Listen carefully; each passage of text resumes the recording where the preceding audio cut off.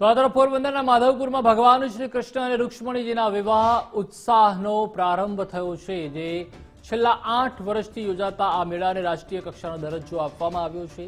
આ વખતે પણ રાષ્ટ્રીય કક્ષાનું ભવ્ય આયોજન કરવામાં આવ્યું છે। મુખ્યમંત્રી ભૂપેન્દ્રભાઈ પટેલના હસ્તે મેળાનું ઉદ્ઘાટન કરવામાં આવ્યું હતું, જેમાં ગુજરાત અને ઉત્તર પૂર્વ રાજ્યોના 1600 જેટલા કલાકારોએ સાંસ્કૃતિક કાર્યક્રમ યોજી સૌ કોઈને મંત્રમુગ્ધ બનાવ્યા હતા।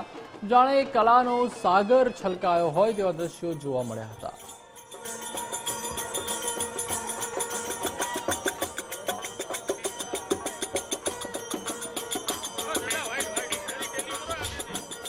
માધવપુર મેળો 2025 માં અમે લોકોએ અહીં આવી અને ગરબા અને મિશ્ર રાસ રજૂ કરેલો છે।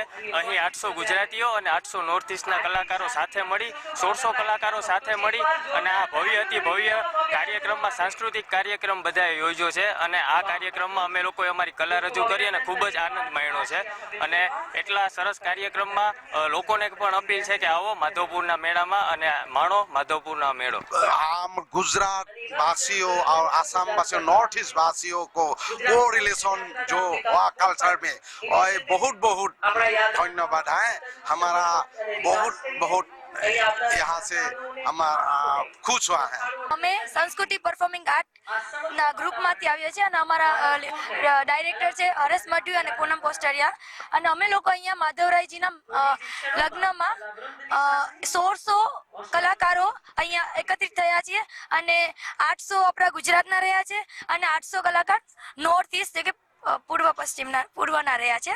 તો બધા અત્યારે એક પ્લેટફોર્મ ઉપર બધાને 1600 કલાકારોને ગરબા કરવામાં આવ્યા છે।